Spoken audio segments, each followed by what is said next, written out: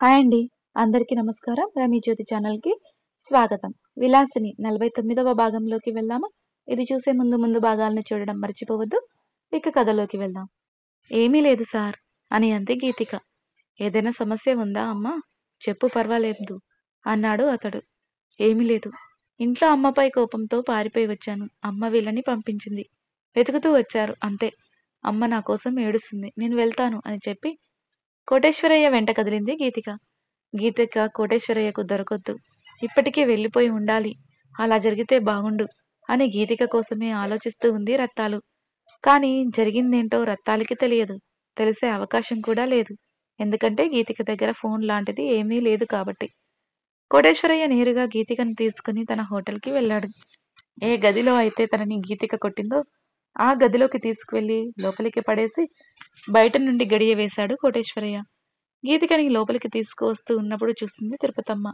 ఆ విషయం రత్తాలకి చెప్పాలి అనిపించినా ఎలా చెప్పాలో అర్థం కాలేదు. భయంగానే పని పూర్తి చేసుకుంది. ఇక్కడే కోటేశ్వరయ్య తనని మల్లిని ఏమంటాడో అని ఆలోచిస్తూనే. కానీ రత్తాలపై ఉన్న సానుభూతి తనని విషయం రత్తాలకి చెప్పకుండా ఆపలేకపోయింది. ఇంటికి వెళ్లే సమయానికి ఇంటికి వెళ్లకుండా నేరుగా రత్తాలు చెప్పిన హాస్పిటల్ దగ్గరికి వెళ్ళింది తిరుపతమ్మ. అక్కడ స్వప్నిక దగ్గర కూర్చుని కళ్ళనీళ్లు పెట్టుకుంటున్న రత్తాలను చూస్తూనే గబగబా నడుచుకుంటూ లోపలికి వెళ్ళింది తిరుపతమ్మ. తిరుపతమ్మను చూసిన రత్తాలు పైకి లేచి దగ్గరగా వచ్చి చుట్టేసుకుంది. రత్తాలు తల నిమురుతూ, కష్టాలు ఉన్నవాడికే మళ్ళీ కష్టాలు ఏంటో ఈ దేవుడు ఇంతగా పరీక్షిస్తున్నాడు ఎందుకు అంటూ స్వప్నిక వైపుకు చూస్తూ దగ్గరికి వెళ్ళి ఎలా ఉందమ్మా అని అడిగింది తిరుపతమ్మ. స్వప్నిక మాట్లాడలేదు. అసలు అంతా దీనివల్లే. నా గురించి నా జీవితం గురించి తెలిసి కూడా ఏదో తప్పు చేసి ఉంటుంది. అది నాకు తెలిస్తే ఎలా అని తలెత్తుకోలేక అన్యాయమైపోయానే అని ఇంతటి పాపానికి ఒడిగట్టింది. దీనివల్ల ఇప్పుడు అందరం కష్టాల్లో ఇరుక్కుపోయాము. గీతిక ఎలాగైనా కోటేశ్వరయ్యకి దొరకకుండా ఉంటే బాగుండు అంది రత్తాలు. గీతిక ఎక్కడికి వెళ్ళింది అడిగింది తిరుపతమ్మ. నాకు తెలిసిన వాళ్ళ దగ్గరికి పంపించాను అని చెప్పింది రత్తాలు. నీ మొహం పంపించావులే. ఆ కోటేశ్వరయ్య గాడికి బిడ్డ దొరికిపోయింది. నేరుగా హోటల్‌కి తీసుకువచ్చి ఆ గదిలో బంధించాడు అని చెప్పింది తిరుపతమ్మ. గుండె ఆగినంత పని అయింది రత్తాలకి. నా కూతుర్ని ఏం చేస్తాడో, చంపేస్తాడేమో. ఇక్కడ చూస్తే ఇది హాస్పిటల్‌లో ఉంది. అక్కడ చూస్తేనేమో అది వాడి దగ్గర బందీ అయింది. ఇప్పుడు నేను ఎవరి దగ్గరికి వెళ్ళను? ఎవరిని కాపాడుకోను? దేవుడా ఏమిటి ఈ పరీక్ష నాకు అంటూ కూలబడిపోయి ఏడుస్తూ ఉంది రత్తాలు. రత్తాలు పక్కనే కూర్చుని నాకు ఏం చేయాలో అర్థం కాలేదు రత్తాలు. అతనికి ఎదురు వెళ్ళలేను. ఏమీ చేయలేను. కనీసం నీకు విషయమైనా చెప్దామని ఇక్కడి దాకా వచ్చాను. ఇప్పుడు ఏం చేస్తావో ఏంటో నాకు ఏమీ అర్థం కావడం లేదు అంది తిరుపతమ్మ. నాకు ఒక్క సహాయం చేస్తావా అని అడిగింది రత్తాలు. ఏంటో చెప్పు అంది తిరుపతమ్మ. స్వప్న దగ్గర ఉంటావా? నేను గీతిక దగ్గరికి వెళ్తాను అని అడిగింది రత్తాలు. స్వప్నిక దగ్గర ఉంటావా? నేను గీతిక దగ్గరికి వెళ్తాను అడిగింది రత్తాలు. వెళ్ళి ఏం చేస్తావే? నువ్వు కూడా వాడి దగ్గర ఇరుక్కుపోతావా? అంది తిరుపతమ్మ. ఏం జరుగుతుందో తెలియదు. కానీ అలా నా బిడ్డను వదిలి ఎలా ఉండను చెప్పు? ఏదైతే అది జరుగుతుంది. నేను గీతిక దగ్గరికి వెళ్తాను. దయచేసి నా బిడ్డకు తోడుగా ఉండు. ఇదే నువ్వు నాకు చేయగలిగే సహాయం అని వేడుకుంది రత్తాలు. రత్తాలు దీనస్థితిని చూసి తనకు భయం అవుతున్నా కూడా సాహసం చేసింది తిరుపతమ్మ. సరే ఉంటాను. ఏం జరిగితే అది జరుగుతుంది. నువ్వు వెళ్ళు అని చెప్పింది తిరుపతమ్మ. వెంటనే కోటేశ్వరయ్య దగ్గరికి బయలుదేరింది రత్తాలు. రత్తాలు హోటల్‌కి వెళ్ళేసరికి కోటేశ్వరయ్య కౌంటర్ దగ్గర కనిపించలేదు. తిరుపతమ్మ చెప్పింది కదా గీతిక ఆ గదిలోనే ఉంది అని. నేరుగా అక్కడికే వెళ్ళింది రత్తాలు. రత్తాలు వెళ్లి డోర్ తీయడం, వెనకే కోటేశ్వరయ్య రావడం రెండూ ఒకేసారి జరిగిపోయాయి. అంతకు మునుపు వరకు తన బ్రతుకు ఏమవుతుందో అర్థం కాక దిగులుగా భయంగా కూర్చున్న గీతిక తల్లిని చూస్తూనే అమ్మా అంటూ లేచి వచ్చి చుట్టేసుకుంది. వెనకే వచ్చిన కోటేశ్వరయ్య రత్తాలు వీపుపై ఒక్క తన్ను తన్నాడు. అంతే ఇద్దరూ వెళ్లి కింద పడ్డారు గది లోపల. లోపలికి వెళ్ళిన కోటేశ్వరయ్య డోర్ పెట్టి కోపంగా రత్తాల దగ్గరికి వెళ్లి జుట్టు పట్టుకుని ఈడుస్తూ పైకి లేపి, ఎంత ధైర్యం నీకు నా హోటల్‌కి వచ్చి నేను ఒక మనిషిని దాచిపెడితే అక్కడికి నా అనుమతి లేకుండా వెళ్ళి గది తలుపులు తెరుస్తావా అని అన్నాడు. గీతిక వచ్చి కోటేశ్వరయ్య చేతిలో ఉన్న తల్లి జుట్టుని విడిపించబోయింది. గీతికని కూడా విసిరి కొట్టాడు కోటేశ్వరయ్య. అంతే వెళ్లి గోడకు తగిలి కింద పడిపోయింది. గీతిక తల నుండి రక్తం కారుతూ ఉంది. అది చూసిన రత్తాలు విలవిలలాడిపోతూ నా బిడ్డని ఏమీ చేయొద్దు. నీకు దండం పెడతాను. అయినా నువ్వు మాకు ఇవ్వాల్సిన డబ్బు ఇవ్వకపోవడం వల్లే కదా ఇదంతా జరిగింది. నన్ను వాడుకున్నావు చాలు. నువ్వు మనిషివా పశువా?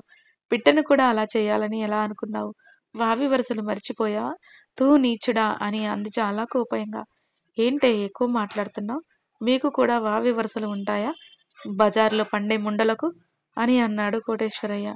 కోటేశ్వరయ్యని విడిపించుకోవడానికి ప్రయత్నిస్తూ అతని మాటలకు బాధతో అవమానంతో కృంగిపోతూ గీతికకి ఏం జరుగుతుందో అని భయంగా అటువైపుకు చూస్తూ ఉంది రత్తాలు. తల్లి పరిస్థితి చూసిన గీతికకి పౌరుషం ఆగలేదు. చున్నీని తీసి తలకు కట్టుకుని మళ్ళీ కోటేశ్వరయ్య దగ్గరికి రాబోయింది. వద్దు, నువ్వు రావద్దు గీతిక, అక్కడే ఉండు. దగ్గరగా వచ్చావంటే నా మీద ఒట్టే అంది రత్తాలు. అక్కడే ఆగిపోయింది గీతిక తల్లి మాటలకి. తల్లి అంటాయ బాగానే ప్రేమ ఉంది. అయితే గుర్తుపెట్టుకో, నీ తల్లి ప్రాణాలతో నీకు కావాలంటే నేను చెప్పిన దానికి నువ్వు ఒప్పుకోవాలి అన్నాడు కోటేశ్వరయ్య. ఏమీ మాట్లాడలేదు గీతిక. వెంటనే రత్తాలని గోడ దగ్గరికి తీసుకువెళ్ళి తలని గోడకి బలంగా బాదాడు కోటేశ్వరయ్య. వద్దు అని అరిచింది గీతిక కోటేశ్వరయ్యకి దండం పెడుతూ. మమ్మల్ని వదిలేయి, మా బ్రతికేదే మేము బ్రతుకుతాము, మళ్ళీ నీ జీవితంలోకి రాము అని బతిమలాడింది రత్తాలు. జోలికి రాము కాదు, ఇప్పటికే వచ్చేశారు. నాకు ఇలా చేసిన మిమ్మల్ని అస్సలు వదిలిపెట్టను అంటూ రత్తాలు చెయ్యి పట్టుకుని వెనక్కి విరిచివేశాడు కోటేశ్వరయ్య. అంతే, విలవిలలాడిపోతూ కింద పడిపోయింది రత్తాలు. కింద పడిన రత్తాలు మోకాలుపై బూటుకాలుతో తొక్కుతూ ఉన్నాడు కోటేశ్వరయ్య. నొప్పిని భరించలేకపోయింది రత్తాలు. వెంటనే గీతిక వచ్చి కోటేశ్వరయ్య కాళ్ళు పట్టుకుని, నువ్వు ఏం చెప్తే అది చేస్తాను, మా అమ్మను చంపొద్దు అంటూ బతిమలాడింది. రత్తాలను వదిలేసి గీతిక భుజాన్ని పట్టుకుని నొక్కి పట్టి లేపుతూ, ఏం చెప్తే అది చేస్తావా అన్నాడు వికృతంగా నవ్వుతూ. చేస్తాను చేస్తాను అంటూ రెండు చేతులు జోడించి ఏడుస్తూ తల్లి వైపుకు బాధగా చూస్తూ అంది గీతిక. ఏం చేయాలో చెప్తాను. ముందు నీ తల్లిని హాస్పిటల్ తీసుకుని వెళ్ళు, లేదంటే ఇక్కడే చచ్చేలాగా ఉంది అన్నాడు కోటేశ్వరయ్య. వెంటనే తల్లి దగ్గరికి వెళ్లి తల్లి లేపాలని ప్రయత్నించింది గీతిక. రత్తాలు వల్ల కాలేదు లేచి నిలబడడం కూడా. ఏం చేయాలో పాలుపోక ఏడుస్తూ ఉంది గీతిక. కోటేశ్వరయ్య బయటికి వెళ్లి ఎవరినో పంపించాడు. అతని సహాయంతో రత్తాలను బయటికి తీసుకువెళ్ళింది. అక్కడ ఒక ఆటో మాట్లాడుకుని హాస్పిటల్ దగ్గరికి తీసుకువెళ్ళింది గీతిక. ఇంత దారుణమైన పరిస్థితికి తీసుకువెళ్ళిన కోటేశ్వరయ్యని ముందు ముందు గీతిక ఏం చేయబోతుంది? లేదా అతనికి లొంగిపోయి అందరిలాగే బలి పశువు కాబోతుందా? మీ అభిప్రాయాల్ని ఒక చిన్న కామెంట్ రూపంలో తెలియజేయండి. మీకు ఈ కథ నచ్చినట్లయితే లైక్ చేయండి, షేర్ చేయండి. మరిన్ని నా కథలను మిస్ కాకుండా ఉండడం కోసం వెంటనే నా ఛానల్ని సబ్స్క్రైబ్ చేసుకోండి. ఈ కథపై మీ అభిప్రాయాల్ని చెప్పడం మాత్రం అస్సలు మర్చిపోవద్దు. మరో భాగంతో మీ ముందుకు వస్తాను. మీ రమీ జ్యోతి.